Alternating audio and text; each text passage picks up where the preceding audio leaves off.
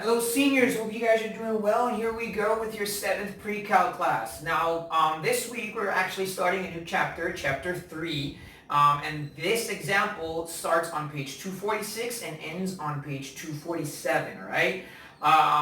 Tuesday, I'm going to upload another video explaining to you guys how we're going to be working with your online quiz. Remember that your online quiz is going to be this Wednesday, and it's going to be on section 2.7. On Tuesday, more or less, or tomorrow night, I'm going to upload a video explaining how you're going to be working with that. But today, I want to really just get into Chapter 3. Again, Chapter 3 is not going to be on your online quiz. The topic for Chapter 3, or Section 3.1, is quadratic functions and models. So we've seen quadratic functions. Quadratic functions are not new to us. They're actually quite common because we've worked with them throughout the school year. A quadratic function or formula has many ways of expressing. One way is the most common way that we've seen it, which is f of x equals ax squared plus bx plus c, where if a is greater than 0, the graph opens upward, and if a is less than 0, the graph opens downward. And where c is what we call the y-intercept. Now always remember, in a y-intercept, that c is always going to be that y-intercept, and that means that x is always going to be 0. Now, it's important that you keep that in mind, especially when we start working with this example real quick, okay? So, today we're going to work with the standard form of a quadratic function, which is actually f of x equals a times x minus h squared plus k. Okay, so ironically enough, this minus h actually means that the number here is positive, okay?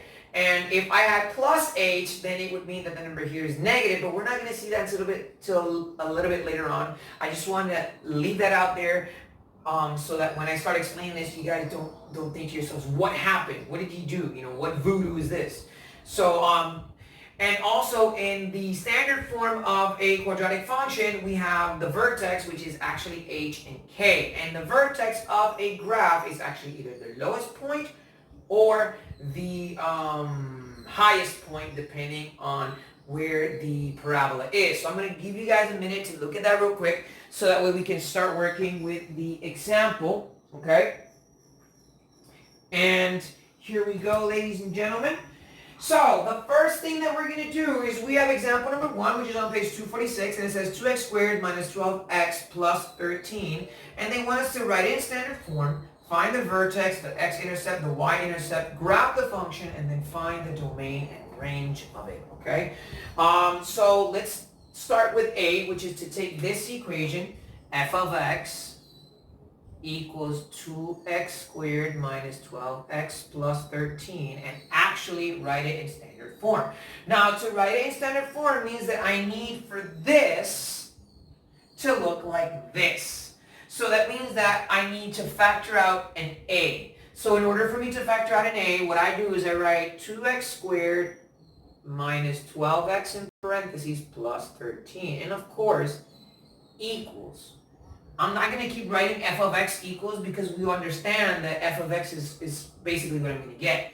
So I need to factor out 2 and 12. Well, what number divides by 2 that also divides by 12? And the answer, of course, is 2. So that means I write 2. And then I'm going to factor everything else, which means that I'm going to imaginary, I do it in, it's an imaginary division, but you divide 2 by 2, which is actually x squared in this case, and then 12 by 2, which is minus 6x, which means that I have to find a third number there. Now, if you look at your book, it says that you find that third number by completing the square. And I know a lot of people right now, just by listening to completing the square, don't understand what that means. But if you remember, what completing the square was using this formula, b over 2 squared. But in this case, the b that we're going to use is actually the b here in the parentheses. We're not going to use this one because that would make my answer really large and it would give me something entirely different, and that's not the number I'm going to use. So basically, you have a and you have b, so you're going to replace the b with negative 6. You're going to divide it by 2. And negative 6 divided by 2 is 3, and 3 squared equals 9, and since 9 is positive, that means I have plus 9. And I bring down the plus 13 that I had here. So what am I going to do now? How am I going to get my k? Because 13 can't be my k. especially if I have a 2 in front of this whole entire expression. So what you're actually going to do is use this 2 and this 9 in order to find your k. Now this is what I mean. So since the 2 is positive on this side, basically what that means is I am going to do the same thing on the other, or the opposite on the other side. And it means that I'm actually going to write 13, or plus 13, minus 2, but I also have the completing the square. So what am I going to do now? Well, obviously, if I'm multiplying it by 2 here, and I know that the square is 9, that means that on the other side, I actually have to multiply 2 times 9. So what I'm going to do is I'm going to work with this entire side first, and I pass everything else down. So I say 2 times x squared minus 6x plus 9. But I have to get rid of this. So 13 stays the same, and then 2 times 9 is 18, so 13 minus 18, which gives me negative 5. So I found my k is negative 5, but I still have to find or turn this into x minus h. So how do I do that? I do this simply by thinking of two numbers that when I multiply equal 9, and when I add equal negative 6, which of course is 3. So x minus 3 squared, and then I pass over the 2, and that's my standard form, guys. 2 times x minus 3 squared minus 5, which is what I wrote here ironically. So I'm going to go ahead and let you guys take a look at it, and I have the answer here, and I boxed that in, okay, so that you guys know that that was the answer for A. So I'm going to give you like literally a second to take a look at it while I get my eraser, which is over here. Actually, my eraser's over here. Anyway, so I'm actually going to give you guys a second to take a look at it. All right, I'm assuming you're done. The good thing about this is you can pause and rewind me and listen to me as many times as you want or need to. For some of you, that might be torture, but, well, it's a new reality, guys. It's a new reality. All right, so now that I'm done with A, B is asking me to find the x-intercept, or the vertex. The first thing that we're going to look for is the vertex. So the vertex. Now, when I explained this, I said that h and k are the vertex. So technically, in this number, h and k are 3 and negative 5. So that means that the vertex is actually going to be 3 and negative 5. And that's it. We're done with that. That's it. We found our vertex. The next thing to do is to find our x and y-intercept. Well, finding the y-intercept is really easy, and I'm going to do that first. It's not that finding the x-intercept isn't easy, it's just it's a little longer. So the y-intercept, and to find the y-intercept, you go back to our original equation, which in this case is 2x squared minus 2x plus 13. And c is the y-intercept. So if 13 is c, that means that the y-intercept is 13. And I also said that whenever you had a y-intercept, x equals 0. So the y-intercept is 0 and 13. And the reason why this is important, and I'm writing it in no repair, is because with the answers that I get here, I'm actually going to be able to graph it, which is what they're asking me to do in C. So, but in order for me to do that, I need to find the x-intercept. Now, the x-intercept can be found using other methods, but when we're working with quadratic functions and we're going to graph them, the best way of looking for the x-intercept is actually using the quadratic equation, which is, just to kind of remind you guys, x equals negative b plus or minus the square root of b squared minus 4ac divided by 2 over a. So x is going to be negative 12, but negative 12 is going to turn into positive 12 plus or minus the square root of, and you have 12 or negative 12 squared minus 4 times a, which of course is 2, and c, which is 13, over 2a, which is 2 times 2. So then we simply start working with our exercises or solving the equation that you guys already know how to do. And the good thing about this one is that you're going to actually have a calculator to work on it. So you're going to get x equals, this is going to be 12 plus or minus the square root of 144. And then 13 times 2 is 26. So let's do 26 times 4 real quick here. And that's going to be 4 times 6 is 36. 4 times 6 is 24. Carry the 2. 4 times 2 is 8, and 2 is 10, so this is actually 104 over 4. And you're going to, once again, you're going to subtract 144 minus 104, which is going to equal to 40, if I'm not mistaken. So this is going to be 40, and you have x equals 12 plus or minus the square root of 40 over 4. And I can simplify the square root of 40. So again, what I did here, guys, very quickly, is I plugged in all the numbers. 12 squared is 144. 4 times 2 is 8, and 8 times 13 is 104. 144 minus 104 equals 40. And this 4 comes from 2 times 2, which is 4.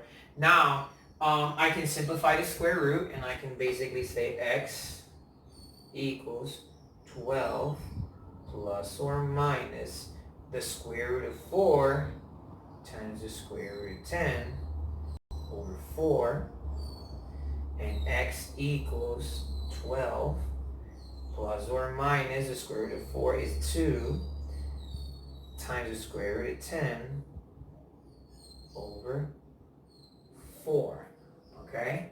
So what I do now is I can actually reduce the fraction, if possible, which it is. And I look at the 12 and the 4, and I can reduce that fraction by dividing everything by 2. So this is actually going to be x equals x equals 12 divided by 2 is 6, plus or minus 2 times the square root of 10. Actually, I can also reduce this as well, because this is a fraction. 12 over 4 reduced by 2. 12 divided by 2 is 6. 2 over 4 also divide by 2, so this would actually be 1 times the square root of 10, and 4 divided by 2, which is 2. So x equals 6 plus or minus 1 times the square root of 10, and I know that that seems a little bit difficult to do. So to finish this part, what you're going to do is you're going to get a calculator, and you're going to say on one side 6 plus 1 times the square root of 10 over 2, and on the other side 6 minus 1 times the square root of 10 over 2. And I actually have those answers. They're in your book, so I'm going to write them down. When I use my calculator and I do that, I get that my x-intercepts are 1.42 and 4.58. So x is going to equal 1.42 and x is going to equal 4.58. And I got it, guys, because I use a calculator for this. So once again, 6 plus 1 times the square root of 10, and that answer divided by 2, and then 6 minus 1 times the square root of 10 divided by 2, and that's my answers. So go ahead, look at it real quick. I know there shouldn't be a lot of difficulties with the quadratic equation because it's something that you guys have done already. I am just going to leave this answer here so that way I can work with C. So there it is. 1 or 2 seconds so you guys can take a look at it, and then I'm going to erase it. Okay, let me actually stand back real quick, give you guys a minute to look at it again. All right. So here we go. I'm going to erase it, and we're going to go on to C.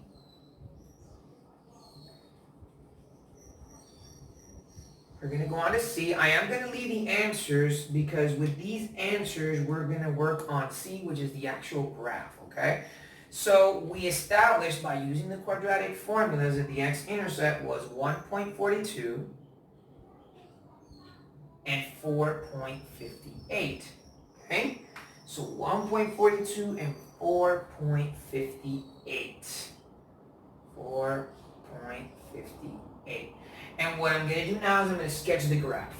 Now, the good thing is I have all the coordinates that I need to sketch the graph. So what that means is, first of all, I'm going to draw my quadratic or Cartesian plane or my plane or whatever.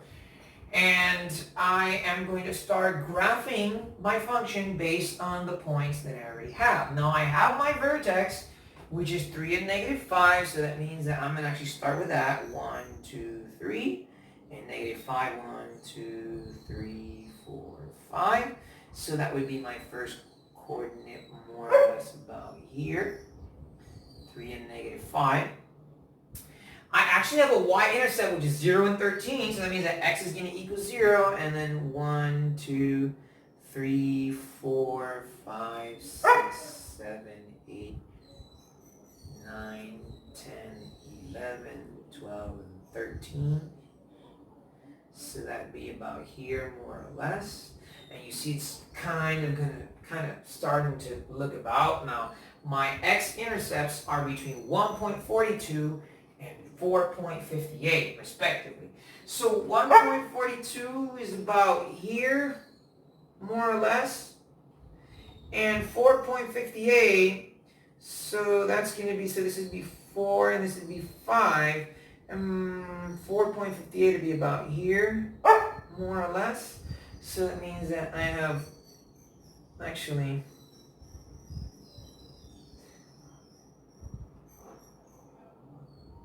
going to be closer to here. And now I can graph that because I can connect the dots. And then here's my graph.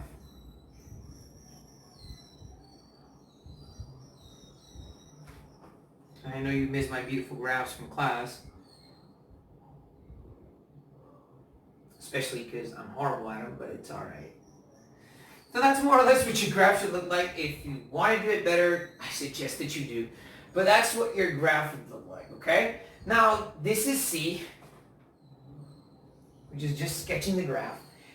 And I got the first ordered pair, which is negative 3 and 5 here. And then the y-intercept, which is 0 and 13. And then the x-intercept, which is about 1.4 and 1.42 or 1.4 or 4.58 or 4.6 respectively. So that means that the graph actually has to pass through those points, down here, pass through here, loop up, and that's what your parabola would look like. Now D is to find the domain and range. Now the domain is all of the x's of possible x values that that graph can have. The possible x values that that graph can have is actually from negative infinity to positive infinity.